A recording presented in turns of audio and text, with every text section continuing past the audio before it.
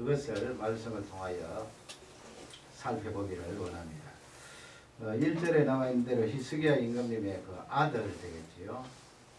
지금 므낫세 하는 임금님인데 위에 나아갈 때 12세라고 그렇게 되어 있습니다. 그리고 55년 동안 예루살렘을 다스렸다. 참 오래 다스린 거예요. 55년 동안. 55년 뭐 인생 금방 지나가지만 그래도 55년이 긴 기간 아닙니까? 55년 동안 예루살렘 다스렸는데, 그러면 이 므낫세의 나이를 지금 생각해 보면 12세의 왕이 되었으니까 우리가 지난번에 살펴본 것과 연관을 지을 수가 있습니다.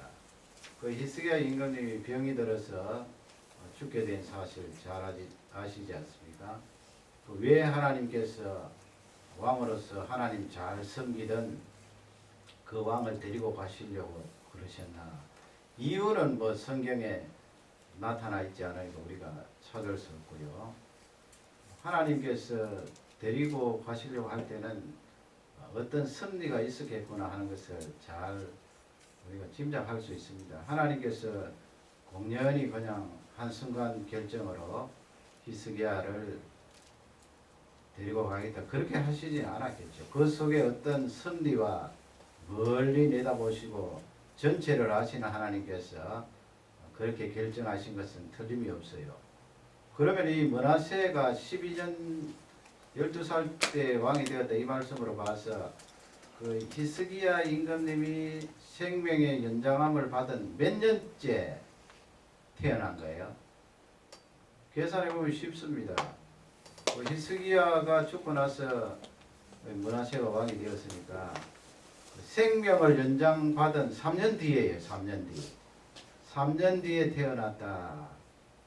그 3년 뒤에 태어난 것이 뭐가 그렇게 중요해서 오늘 1절 말씀을 읽고 또 12년 12살을 그렇게 강조하느냐. 그것은 이제 2절부터 그 7절 사이에 쭉 보면은 이 므낫세라는 왕이 얼마나 지독하게 하나님을 배신했나 그것을 알 수 있어요. 이 2절 말씀에 가면은 이 므낫세가 여호와 보시기에 악을 행하였다 그렇게 되어 있지요. 이스라엘에게서 쫓아낸 이방 사람들의 가정한 것을 본받았다고 그렇게 되어 있습니다.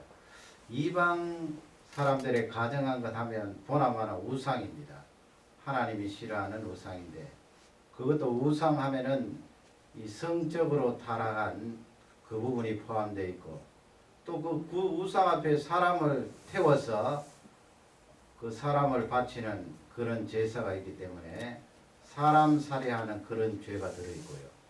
단지 우상 하나만 말씀하신 것이 아니고 그 우상 섬기는 것 때문에 발생하는 여러 가지 죄악들을 다 말씀하고 있거든요. 3절부터 이제 그 내용들을 쭉 열왕기하에서 기록을 하고 있는데, 그 3절 말씀에 가면은 아합이 섬겼던 바알이 등장하지요. 바알 하면 여러분 아시는 대로 지독한 우상입니다. 가나안 땅에서 가장 어떤가는 우상 그렇게 보면 되고요. 바알이 따라오면 항상 여자 우상이 따라오지요. 바로 아세라 목상입니다. 나무로 만든 목상. 바알 오고 또 아세라 목상 오고, 그리고 이 므낫세라는 왕은 하늘의 1월 성신 그렇게 되어 있지요. 해와 달과 별 이렇게 하나님이 만드신 하늘에 떠 있는 그런 별과 해와 달들을 하나님을 그렇게 숭배했다 그렇게 성경은 기록하고 있는데, 4절 5절 6절 쭉 내려가면서 보면은 거기에 뭐 1월 성신을 성전 안에 뜰이 있지 않습니까? 그 뜰에 단을 만들어 놓고 거기에다가 숭배를 했고요. 또 거기에 아들을 불 가운데 지나가겠다는 그런 말씀이 있습니다. 아들을 잡아서 그 우상에게 바치는 그런 몹쓸 짓을 했다. 또 자기가 깎아 만든 아세라 그 목상을 성전 안에 세워놓고 거기에 이스라엘 백성들이 절하게 했다. 특히 그 3절 말씀에 보면 부친 히스기야 임금님이 산당을 다 없애지 않았어요? 산당에서 우상을 섬기니까 산당을 제한 것 참 잘했는데 말이죠. 수십 년, 수백 년 내려오면서 이스라엘 백성들이 그 산당에서 우상 섬겼는데 이 히스기야 임금님이 얼마나 잘했어요. 그러나 아들 때에 가서 그 산당을 다시 복원시켜서 거기서 또 우상을 섬기도록 그렇게 했어요. 그런 짓을 55년 동안 했으니 유다 나라가 어떻게 되었겠습니까? 결국 1차, 2차, 3차 침공으로 바벨론 나라에 의해서 586년 주전이 되겠죠. 완전히 멸망을 당하는데 불과 지금 한 100년 뒤에 일어난 일이에요. 므낫세 임금님. 뒷부분 므낫세 통치 말기로 따지면 불과 100년도 되지 않아요. 그러니까 유다 백성들이 멸망을 당한 많은 그런 공헌도 아니지요. 영향을 미친 임금님이 누구냐 따지면 이 므낫세 임금님이에요. 므낫세 임금. 그러면 여러분 이 나이를 다시 한번 따져보세요. 하나님께서 히스기야 임금님을 데리고 가시려고 했던 섭리가 간접적으로 우리가 알 수 있지 않아요. 공연히 하나님께서 데리고 가시려고 했을 리는 없단 말씀이에요. 히스기야 임금님이 생명의 연장함을 받고 3년 뒤에 태어난 아들이 이 모양 이 꼴이에요. 유다 나라를 엉망진창으로 만들어 버렸어요. 그 하나님의 섭리는 크고 놀랐겠지요. 다 아신 것 아니에요. 장차 히스기야가 그 정도 더 살면 아들이 태어나는데 그 아들이 태어나면 온 나라에 우상천지로 만들어 버릴 것이다. 그것을 아시는 하나님께서 이 히스기야 임금님을 데리고 가시려고 그런 거지요. 간접적으로 성경을 들여다보면 그것을 우리가 알 수가 있습니다. 물론 여러분 우리 사람이 죽음에 직면하면은 지난번에 말씀드린 대로 당연히 하나님 앞에 살려달라 그래야지요. 하나님 살려주십시오. 제가 더 살고 싶습니다. 왕자도 없는 이 순간 제가 세상 떠나면 어떻게 합니까? 그래서 히스기야 임금님 쪽에 봐서는 당장 지금 죽는다는 것은 손해 아닙니까? 다른 사람 내 나이 대에도 멀쩡하게 잘 사는데 제가 왜 이렇게 일찍 가야 됩니까? 그리고 하나님 앞에 헌신도 잘했고 믿음으로 살려고 노력했는데 지금 간다는 것은 뭔가 저한테는 부족하고 좀 미흡한 부분이 많이 있습니다. 충족이 되지 않습니다. 하나님 손해보는 것 같습니다. 더 살려주십시오. 그러나 우리 하나님은 멀리 보시고 넓게 보시고 정확하게 보시기 때문에 그것을 하셨던 거예요. 그래서 역사적으로 이제 쭉 전체를 따져보면은 히스기야 임금님한테는 생명의 연장함을 받은 것이 이제 축복이 될 수 있죠. 그렇지 않습니까? 죽을 목숨을 하나님이 건져주셔서 15년 동안 더 살았으니 얼마나 귀한 축복이에요. 자기가 손해라고 생각했던 그 부분에 하나님께서 메꾸어 주신 거예요. 그러나 역사적으로 유다 나라 전체 메시아가 오실 그 유다 나라의 혈통 등등 따져보면 하나님이 정하시고 하나님이 생각하시고 하나님이 판단하신 것이 최상이라 하는 것을 성경은 잘 알려주고 있습니다. 어떻게 보면요, 므낫세가 태어나지 않았더라면 유다 나라는 더 영적으로 강성할 수도 있었어요. 왜냐하면 히스기야 임금님이 그만큼 영적인 좋은 토양을 만들어 놨기 때문에 어지간하면은 그 안정된 신앙 상태에서 쭉 몰고 갈 수 있잖아요. 그러나 이 므낫세는 철저히 아버지를 뒤집어 엎어서 온 나라를 우상천지로 만들어버리고 말았어요. 그러니 여러분, 내가 손해라고 생각하는 그것도 하나님의 눈으로 보면 손해가 아닐 수가 있어요. 또 역사적으로 큰 시각으로 보면 큰 이득이 될 수가 있어요. 당장 내가 지금 내 앞에 결핍이 되고 또 만족을 못하니까 손해라고 그러는데 그것이 전부가 다가 아니라는 거예요. 그래서 왜 우리가 기도를 합니까? 하나님 아버지, 제가 보기에는 틀림없이 이것이 저한테는 결핍된 부분이고 손해입니다. 만족스럽지 못합니다. 그러니 하나님 기도를 들어주십시오. 그렇게 기도하지 않습니까? 그러나 하나님께서 들어주셔서 그 일이 이루어질 때 과연 그것이 내한테 큰 유익이고 많은 사람들 앞에 역사적으로 큰 유익인가? 그것은 우리가 잘 몰라요. 잘 모르기 때문에 기도를 할 때 하나님 아버지, 제가 하나님의 뜻을 찾고 구하기를 원합니다. 그것이 그토록 중요해요. 내가 잘 모르는데 말이죠.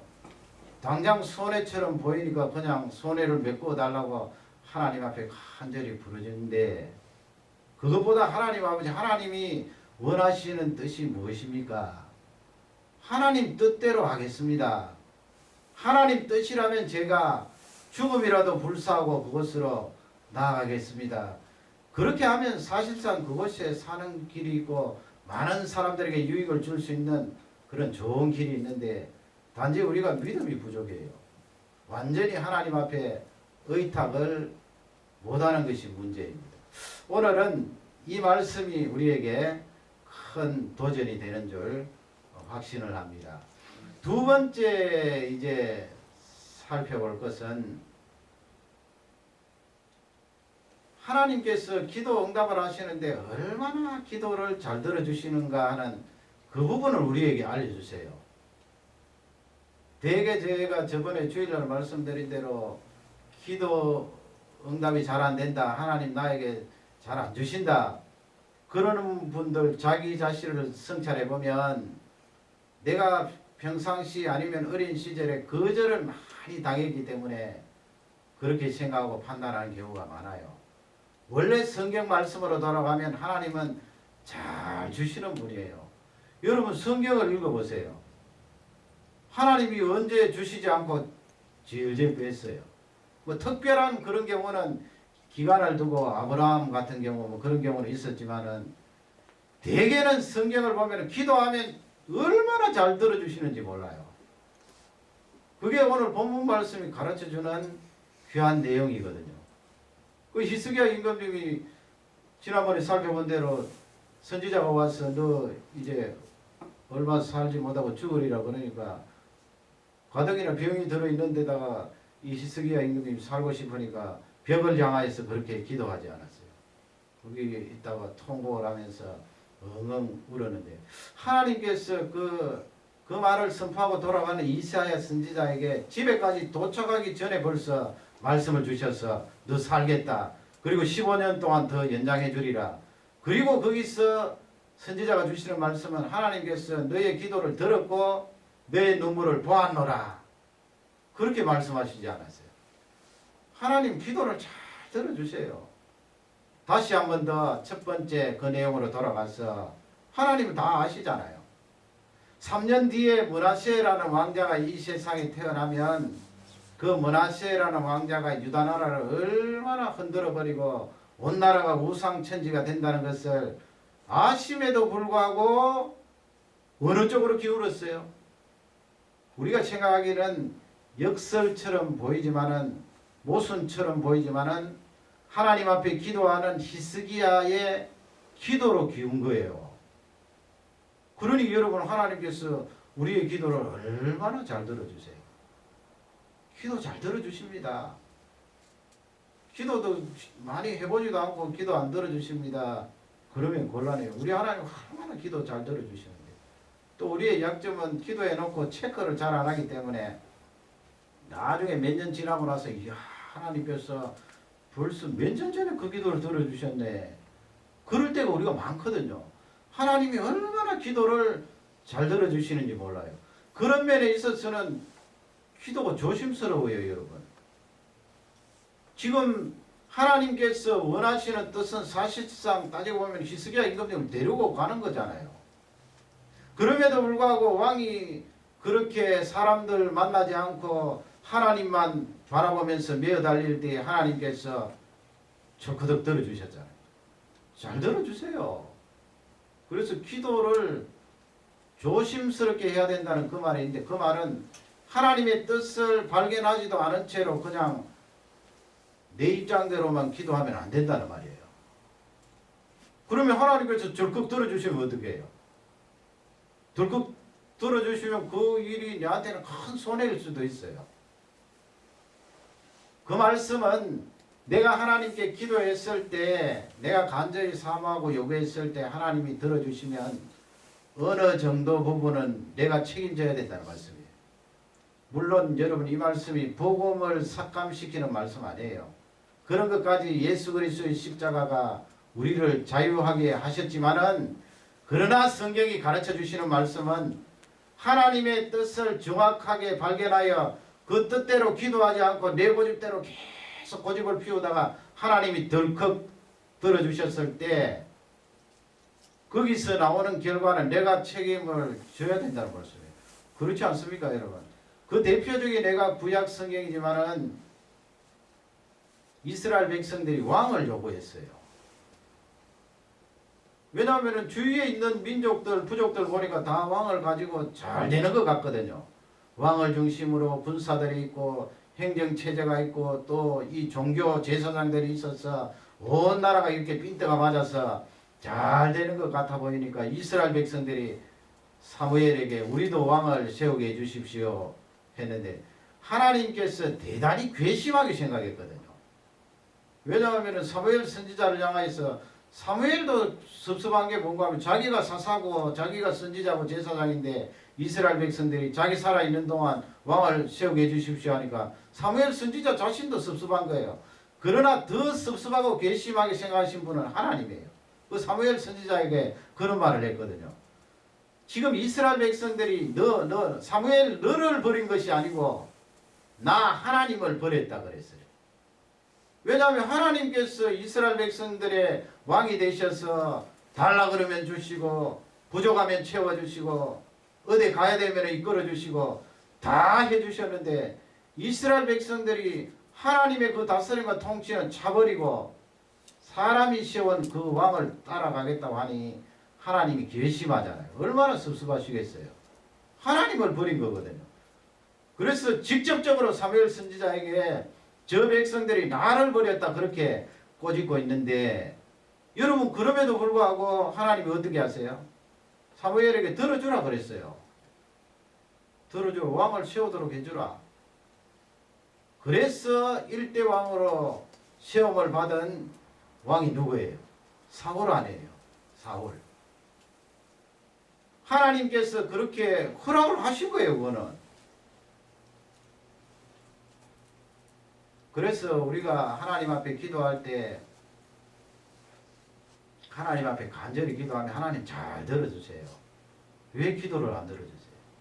잘 들어주시거든요. 더 중요한 것은 하나님 아버지, 하나님의 뜻이 무엇입니까? 그 뜻을 물어서 그 뜻대로 기도하는 것이 가장 최상이에요. 그러지 않고 내 멋대로 내 원하는 대로 그렇게 기도해서 하나님이 응답해 주시면 그것 얻어진 결과 나에게 책임이 있어요. 그래서 이스라엘 백성들에게 하나님께서 허락을 하시면서 사람이 세운 왕들은 도리어 너희들을 압제하고 너희들 위에 군림하고 너희들을 괴롭힐 것이다. 그렇게 요약해서 말씀하지 않아요. 그것은 내가 너희들의 기도에 응답을 하는데 거기서 얻어진 결과는 너희들이 책임지라는 말이에요. 책임지라. 그 대개 우리 또 믿는 사람들은 그렇게 결과를 얻을 때 내가 그렇게 바라고 기도해서 얻은 결과지만 그 결과가 결국 따지고 보니까 나에게 큰 어려움이 되었다면 또 하나님을 원망하기 시작해요. 하나님 왜 이렇게 되었습니까? 그러니 하나님 쪽에 보실 때는 대단히 섭섭하고 괘씸한 거예요. 기도를 또 응답해 주었더니 또 저런 소리를 하네. 그 모세가 왜 이스라엘 백성들을 광야로 인도하는데, 물론 초기 기간입니다만은 이스라엘 백성들을 재판하지 않았어요. 그 뭐 200만이나 되는 사람들이 움직이니까 얼마나 분쟁이 많겠어요. 시비도 많고. 그러니 이 모세가 하루 종일 앉아서 백성들을 재판하는데 그 보통 일 아닙니다, 여러분. 그 어떻게 다 재판해요? 그런데 성경을 가만히 보면 하나님께서 그 부분에 대해서 말씀하지 않았거든요. 저는 늘 그 부분을 읽으면서 아니 하나님께서 모세에게 그 200만 되는 사람들을 맡기시면서 저렇게 모세가 고생하면은 단번에 뭐 몇 번 할 때 그냥 모세를 불러서 모세가 그거 쪼개어서 거기에 리더자를 세워서 재판하면 좋지 않겠니? 그렇게 말씀해 주실 수도 있는데 말씀하지 않았어요. 결국은 누구를 통하여 하나님 말씀하셨습니까? 출애굽기 18장에 보면은 장인 이드로예요. 이드로는 미디안의 제사장인데 이방 제사장이에요. 이스라엘 백성들이 아니에요. 그럼에도 불구하고 이 장인 어른 이드로가 모세를 찾아와서 방문해서 모세의 그 모습을 보고 그러면 그 쪼개어라. 10명을 다스릴 수 있는 10부장, 50부장, 100부장, 1000부장을 만들어서 그 사람들이 재판하고 거기서도 안 되는 것은 네가 판결을 하도록 하라. 그렇게 했잖아요. 그 말씀도요. 어떻게 보면 하나님께서 모세가 하고 있는 그것을 그냥 못 믿어준다는 말씀이 아니고요. 모세가 그렇게 원하니까 그대로 놔두신 거예요. 여러분 우리가 자녀들을 양육하면 그렇게 땀을 뻘뻘 흘리면서 좋은 방법이 있음에도 불구하고 그렇게 하고 있으면 가만히 있겠어요?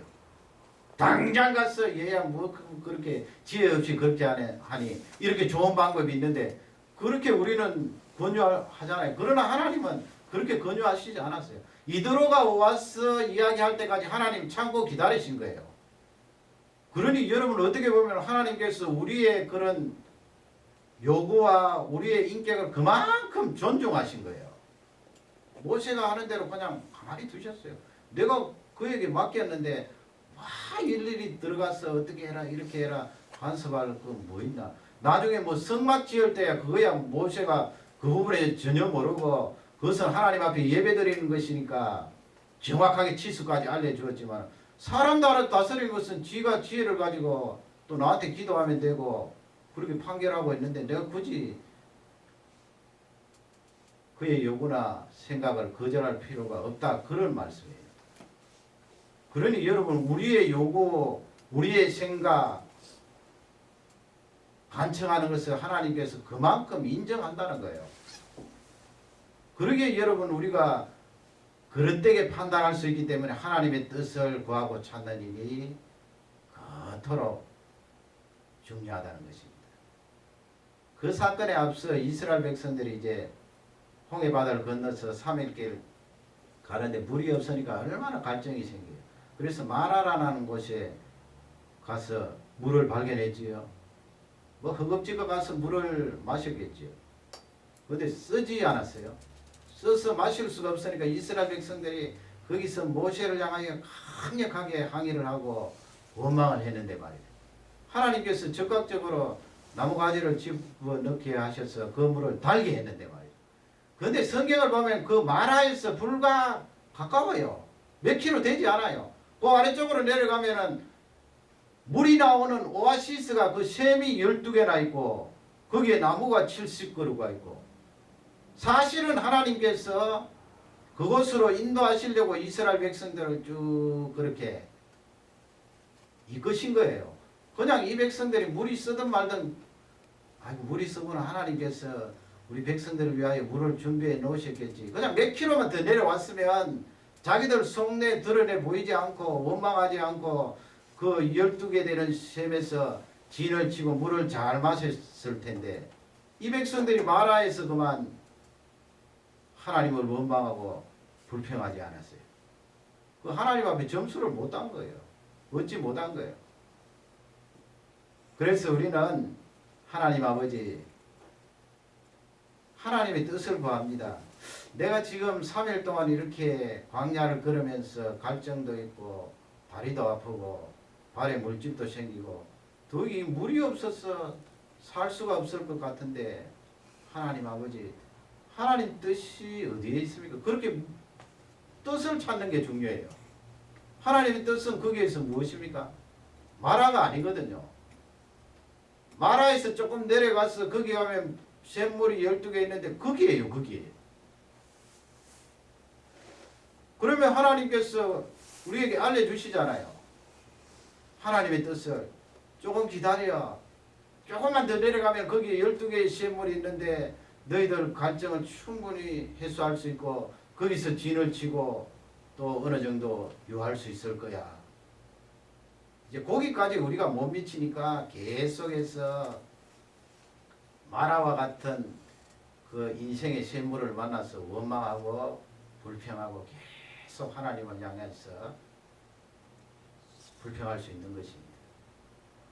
하나님의 뜻을 발견하는 것이 그토록 중요합니다. 하나님의 뜻을 발견하지 않고 기도하는 것은 도리어 우리에게는 위험적인 요소가 될 수가 있습니다. 자꾸 기도하면 하나님께서 들어주시기 때문에 그렇습니다. 그렇게 응답받으면 안 되거든요. 하나님 아버지, 이 밤에도 이 말씀을 생각하면서 우리가 기도할 때 하나님의 뜻을 발견하고 하나님의 뜻을 붙들고 기도하는 종이 되게 하옵소서. 그렇게 사모하시면서 하나님의 그 뜻을 통하여 선한 역사들이 많이 나타날 수 있도록 사모하는 능력의 종들이 되시기를 주님의 이름으로 축원합니다. 다 같이 기도하시겠습니다.